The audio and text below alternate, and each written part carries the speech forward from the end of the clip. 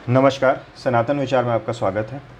आज जिस पुस्तक पर हम चर्चा कर रहे हैं वो गीता प्रेस गोरखपुर से प्रकाशित जीवत श्राद्ध पद्धति है, महात्म्य एवं प्रयोग विधि सहित। पुस्तक का कोड A1895 है। मूल्य 70 रुपये है। हार्ड बाउंड पुस्तक है ये, लैंडस्केप लेआउट है पुस्तक का, और कुल पृष्ठ इसमें 480 है, जिसमें कि महात्म्य और प्रयोग विधि भी विस्तार से दी गई है। इस पुस्तक के भी प्रणेता, जो अभी हमने गीता प्रेस से प्रकाशित श्राद्ध संबंधित पहले भी पुस्तकें देखी हैं, तो उनके जो प्रणेता थे पंडित श्री रामकृष्ण जी शास्त्री जी, उन्होंने ही इस पुस्तक का भी प्रणयन किया है। विषय सूची, संपादकीय निवेदन है। प्रथम, जीवत श्राद्ध की आवश्यकरणीयता, जीवत श्राद्ध का महात्म्य और प्रमाण संग्रह दिया गया है। उसके बाद से विधि प्रारंभ हो रही है। 5 दिवसीय आयोजन होता है जीवत श्राद्ध का। कृष्ण द्वादशी, किसी भी मास के कृष्ण द्वादशी से प्रारंभ होकर जो प्रथम दिन होता है, तो ये प्रथम दिन के कृत्य दिए हुए हैं, और हर दिन के कृत्य विधि प्रारंभ होने से पहले उस दिन क्या सामग्री की आवश्यकता है। तो प्रथम दिन प्रातः प्रायश्चित अनुष्ठान और महादान होता है, तो प्रायश्चित अनुष्ठान की सामग्री, महादान की सामग्री। जीवत श्राद्ध से पूर्व प्रायश्चित अनुष्ठान, जीवत श्राद्ध में अधिकार प्राप्ति के लिए प्रायश्चित अनुष्ठान।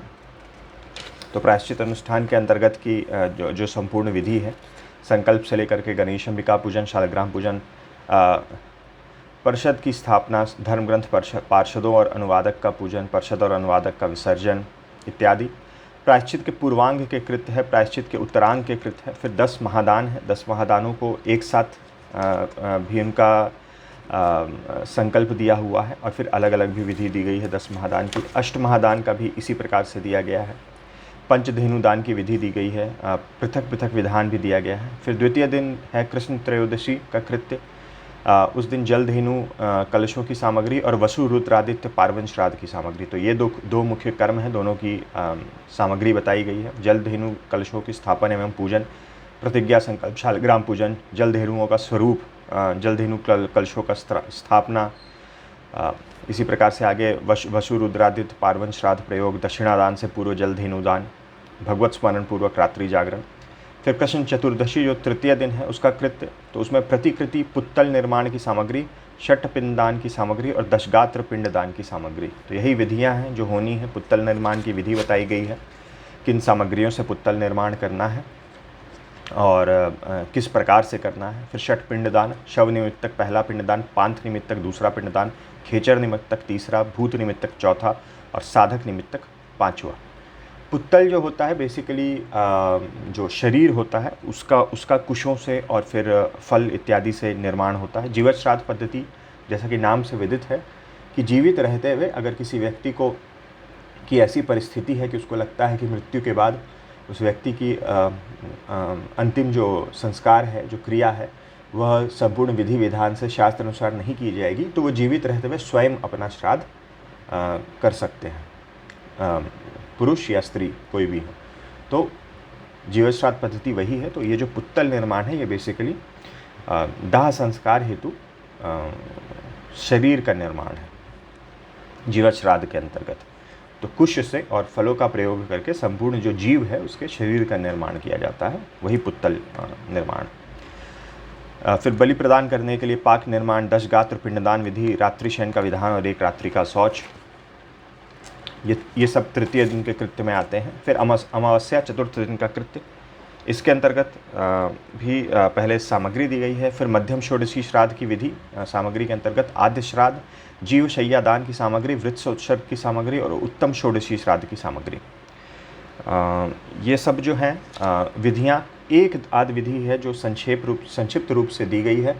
और जैसे वृक्षोत्सर्ग हो गया इत्यादि और कुछ श्राद्ध है तो वो बिना मंडप इत्यादि बनाए उसकी विधि यहाँ पे दी गई है। अगर कोई मंडप आदि का निर्माण करके ये सारी विधि करना चाहता है तो फिर रेफरेंस दे दिया गया है। गीता प्रेस की ही पुस्तक आती है श्राद्ध के ऊपर, वो बड़ी पुस्तक है अंत्यकर्म श्राद्ध प्रकाश। उसमें सभी प्रकार के श्राद्ध को, सभी विधियों को कवर किया गया है।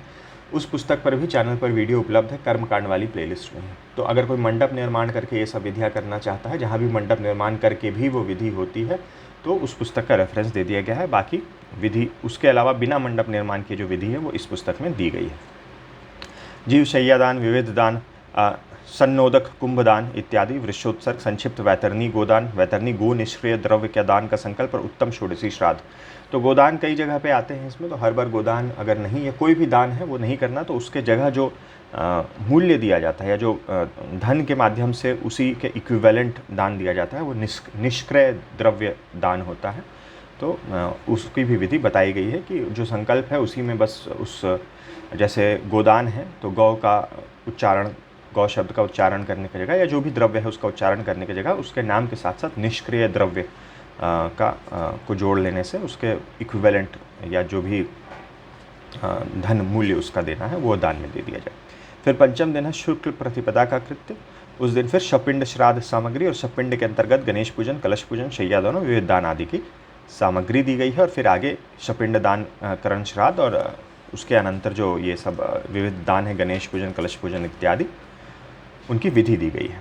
कुछ रेखा चित्र भी हैं, हाथों में तीर्थ, वो अन्य भी श्राद्ध संबंधित पुस्तकों में हमने देखा है। जलधेनु मंडल एवं वशुर रुद्रादित पार्वन श्राद्ध का स्वरूप, पात्रालंबन, अंगुष्ठ निवेशन, ये पहले भी 2 पुस्तकों में हमने पात्रालंबन और अंगुष्ठ निवेशन क्या होता है, किस प्रकार किया जाता है देखा है। मध्यम षोडशा श्राद्ध का स्वरूप, आदि श्राद्ध का स्वरूप, सपिंडन श्राद्ध का स्वरूप। तो ये जो स्वरूप होता है तो बेसिकली उसमें किस प्रकार का लेआउट होता है, कलश कहाँ रखने हैं, भोजन पात्र कहाँ स्थापित करना है, जो श्राद्ध करना है, श्राद्ध करता है उनको कहाँ बैठना है, आचार्य को कहाँ बैठना है इत्यादि, जो पूरे इस जगह का जो एक लेआउट है वो वहाँ पे दिया जाता है। संपादकीय निवेदन है इसमें, और आगे जीवत श्राद्ध का महात्म्य, जीवत श्राद्ध की अवश्य कारणीयता, इसमें जीवत श्राद्ध से संबंधित कई महत्वपूर्ण प्रमाण और जीवत श्राद्ध क्या होता है, क्यों करना चाहिए, वो सब विस्तार से समझाया गया है। कुछ अंश इसमें से मैं आपको पढ़ के सुना देता हूँ। अपने शास्त्रों के अनुसार पुत्र पौत्रादिक का यह कर्तव्य होता है कि वे अपने माता पिता तथा पूर्वजों के निमित्त श्रद्धापूर्वक कुछ ऐसे शास्त्रोक्त कर्म करें जिससे मृत प्राणियों को परलोक में अथवा अन्य योनियों में सुख की प्राप्ति हो सके। इसलिए भारतीय संस्कृति तथा सनातन धर्म में मृत प्राणियों के निमित्त श्राद्ध करने की अनिवार्य आवश्यकता बताई गई है। श्राद्ध से बढ़कर कल्याणकारी और कोई कर्म नहीं होता, अतः प्रयत्न पूर्वक श्राद्ध करते रहना चाहिए। जो व्यक्ति विधि पूर्वक अपने धन के अनुरूप श्राद्ध करता है वह ब्रह्म से लेकर घास तक समस्त प्राणियों को संतृप्त कर देता है। यह हेमाद्रि में कुर्म पुराण का वचन है। तो इस बात का ध्यान रखें, जब भी इस प्रकार की श्राद्ध संबंधित पुस्तकें पढ़ते हैं तो उसमें बहुत सारे कई प्रकार के दान आते हैं, और एक ये धारणा जो है वो रहती है कि बहुत ज़्यादा इसमें पैसे खर्च होंगे, बहुत ज़्यादा एक महंगा प्रोसेस है। तो यहाँ लिखा हुआ है अपने धन के अनुरूप श्राद्ध करता है, तो उसका ध्यान रखना चाहिए और उस अनुसार ही आप कर सकते हैं। आवश्यक नहीं है कि उसमें जिस प्रकार से विस्तार से चीज़ें लिखी हुई हैं दान इत्यादि, वो अपनी क्षमता अनुसार ही कोई भी कर सकता है। जो शांतमन होकर विधि पूर्वक श्राद्ध करता है वो संपूर्ण पापों से मुक्त होकर जन्म मृत्यु के बंधन से छूट जाता है।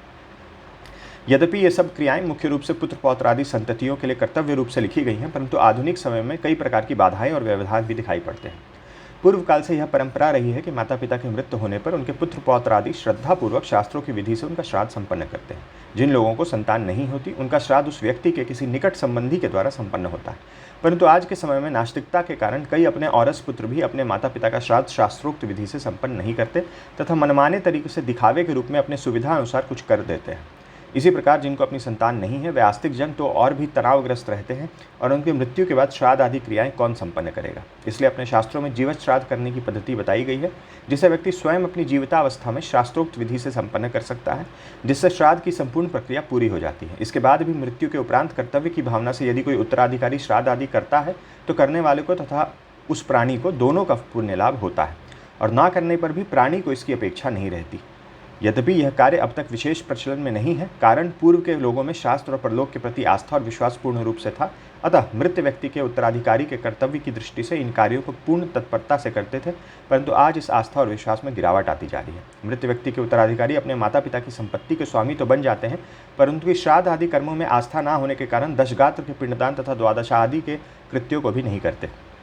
शास्त्र आज्ञा के विपरीत 3 दिनों में कुछ मनमाना करके निवृत्त हो जाते हैं। जिनको अपनी संतान नहीं है वे तनावग्रस्त होकर परमुखापेक्षी रहते हैं।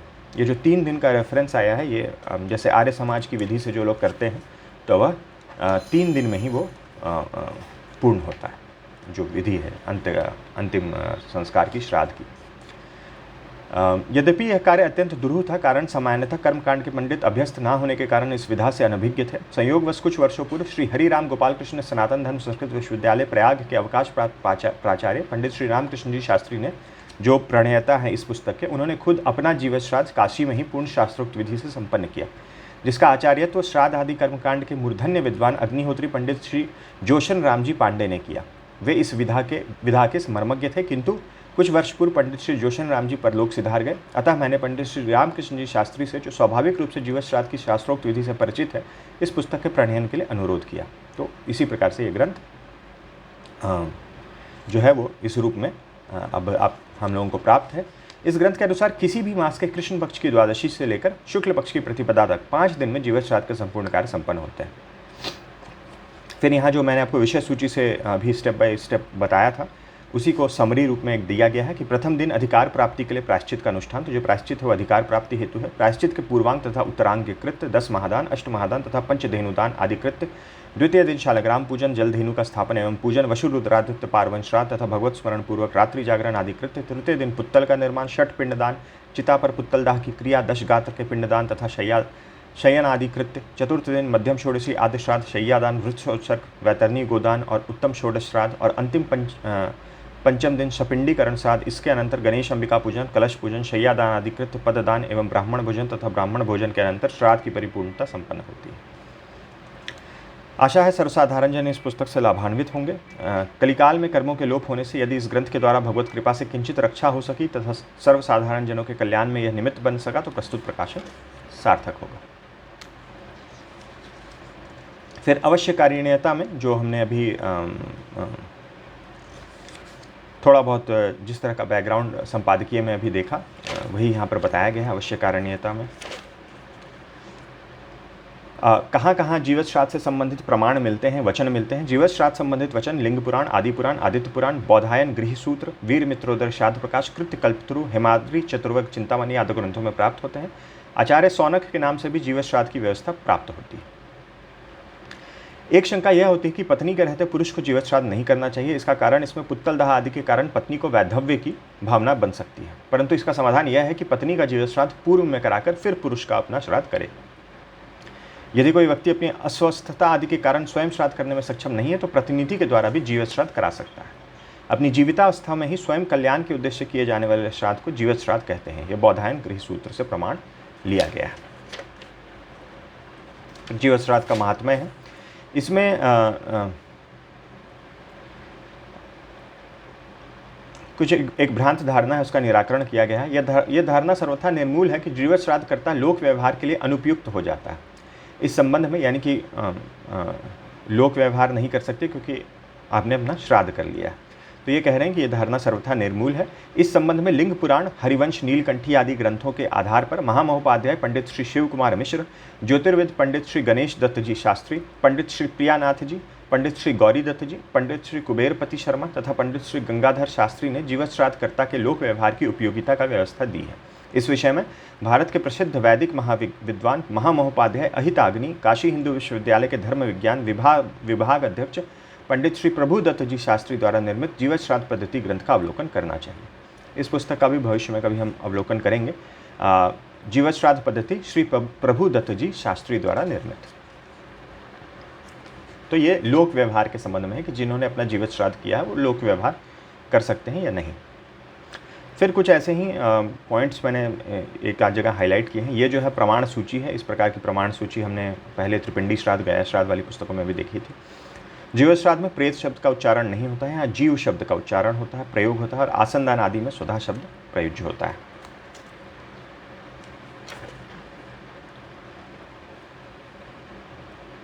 ऊह विचार जो है इस पुस्तक में कई जगह पे दिया हुआ है, और यहाँ पर तो मेन में दिया हुआ है, जहाँ पर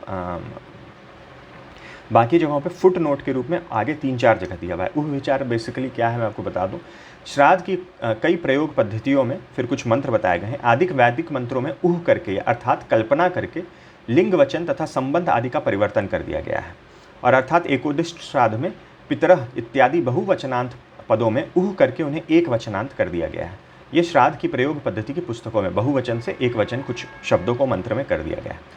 तो आगे लिख रहे हैं, वैदिक मंत्रों में अनुपूर्वी नियत होने के कारण ऊह करने से, यानी कि कुछ भी कल्पना करके उसमें मॉडिफिकेशन करने से मंत्रत्व नहीं रह जाएगा और उन मंत्रों की कर्मांगता भी नहीं हो सकेगी। इसी आशय से पातंजलि महाभाष्य में वैदिका खल्पवुई इसकी व्याख्यान करते हुए आचार्य कैयट ने ऐसा लिखा है, इसके अतिरिक्त ऊह ना करने के विषय में निम्नलिखित प्रमाण धातव्य है जैमिनी न्यायमाला से और भगवंत भास्कर से। तो जिस प्रकार से वेद में मंत्र हैं उसी प्रकार से उच्चारण करना चाहिए, ये कहने का मतलब है। और छोटे भी मॉडिफिकेशन, जैसे कोई बहुवचन है उसको एक वचन कर दिया, ये भी नहीं करना चाहिए। तो ये ऊह विचार और ये प्रमाण कई जगह रिपीट किए गए हैं पुस्तक में, जहाँ भी ऐसे मंत्र आए हैं जहाँ की प्रयोग पद्धतियों में ऊह विचार करके मंत्रों का, वैदिक मंत्रों का मॉडिफिकेशन किया गया है। वृष का विकल्प वृक्षोत्सर्ग है, जिसमें एक बैल या सांड और बैल और सांड के साथ बछिया एक या एक से अधिक जो है उनका उत्सर्ग किया जाता है। तो इसमें अगर वास्तविक रूप से ना हो तो मिट्टी, कुश अथवा जौ के आटे से वो आकृति बनाकर विधिपूर्वक वृक्षोत्सर्ग करना चाहिए। क्रिया का लोप नहीं करना चाहिए कि अगर ये नहीं कर सकते हैं, अभी संभव नहीं है, तो ऐसा नहीं कि उसको छोड़ दें, उस क्रिया को अवश्य करें, लेकिन फिर मिट्टी या कुश या जौ के आटे से वृक्ष बना लें। नील वृषभ जो है उसका अर्थ नीला वृषभ नहीं होता है, यह एक पारिभाषिक शब्द है। जिसका रंग लाल हो, मुख और पूंछ पित्त ध्वल हो तथा खुर एवं सिंह सफ़ेद हो, उसे नील वृषभ कहते हैं।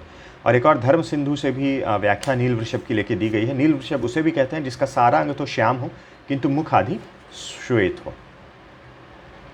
विभिन्न श्राद्धों में किन किन विश्व देवों का निरूपण होता है? इष्टि श्राद्ध में क्रतु तथा दक्ष, नंदी मुख श्राद्ध में सत्य तथा वसु, नैमित्तिक श्राद्ध में काम तथा काल, काम्य श्राद्ध में धूरी तथा लोचन और पार्वन श्राद्ध में पुरुरवा तथा आद्रम, इन नामों से विश्वदेव कहे गए हैं। अब यहाँ से सामग्री सूची प्रारंभ हो रही है और उसके बाद उस दिन की प्रयोग विधि। तो एक कृष्ण द्वादशी प्रथम दिन के कृत्यों की सामग्री यहाँ दी गई है। अब यहाँ संकल्प जो इत्यादि दिया गया है, अगर प्रतिनिधि के द्वारा किसी द्वारा कारण से करवाया जा रहा है तो प्रतिनिधि को क्या संकल्प करना चाहिए, किस प्रकार से, वो फुटनोट में दे दिया गया। ये पूजन में ही बताया गया है कि शालग्राम पर कभी भी अक्षत नहीं चढ़ाना चाहिए। अक्षत के स्थान पर श्वेत तिल या तुलसी पत्र चढ़ाना चाहिए। यहाँ भी देखिए इस जगह कई प्रकार के फुटनोट्स दिए गए हैं जहाँ और अधिक प्रमाण इत्यादि दिया गया है और स्पष्टीकरण दिया गया है। यहाँ भी गो निष्क्रिय द्रव्य के बारे में दिया गया है। और ये जो प्रायश्चित बताया गया था, प्रायश्चित का को क्या किया गया है कि कृच्छ प्रायश्चित करने हैं।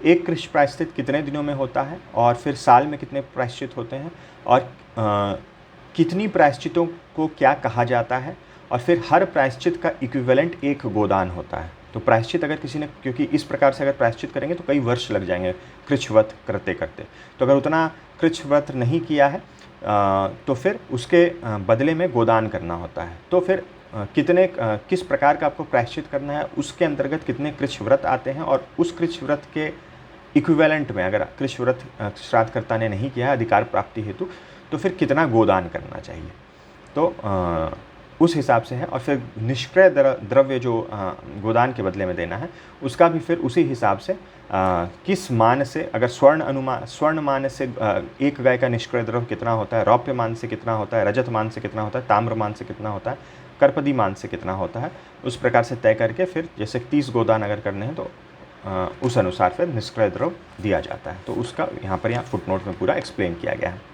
अष्टमहादान विधि संक्षेप से बताई गई है, करने का संकल्प दिया गया है। जो लोग 8 वस्तुओं का अलग अलग दान करना चाहते हैं तो 10 महादान और अष्टमहादान ये जो है ऑप्शन दोनों में से कोई एक किया जाता है, दोनों नहीं। वे 10 महादान प्रकरण में दी गई विधि के अनुसार तत्त वस्तुओं का दान अलग अलग संकल्प करके कर सकते हैं। क्या क्या चीज़ें होती हैं 10 महादान में, क्या है अष्टमहादान में, क्या है, उनकी सूची इत्यादि भी ऊपर ही दे दी गई है।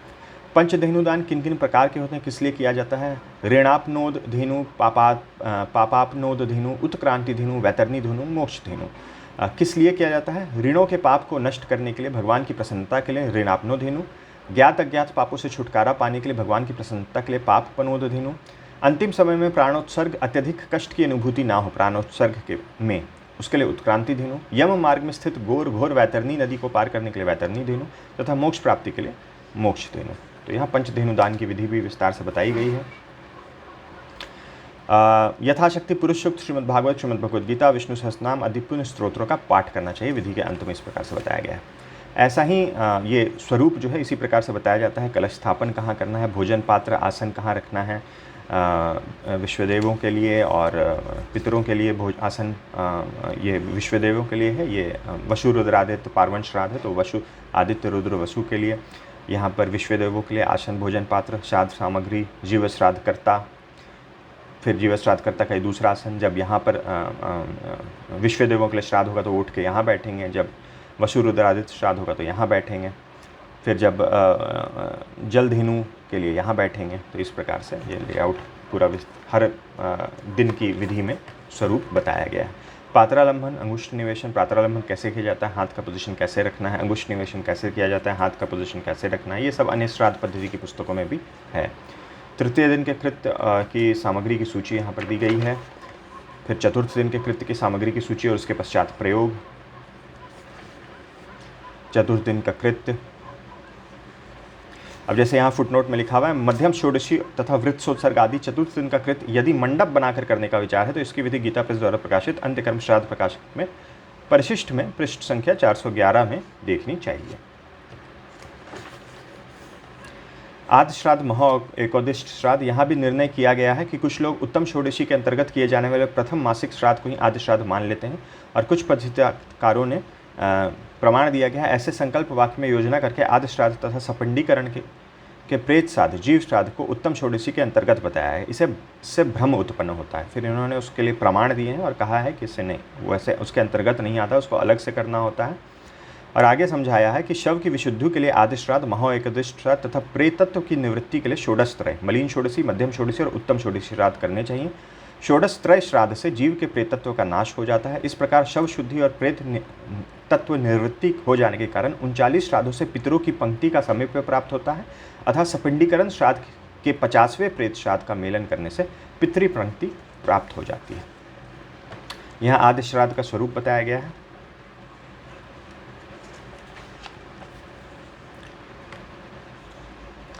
यहाँ पर अंकन कराए जाने के, यानी कि वृत्सोत्सर्ग होता है, तो अब तो नहीं देखे, मुझे नहीं कभी दिखे हैं, या शायद मैंने ध्यान नहीं दिया होगा।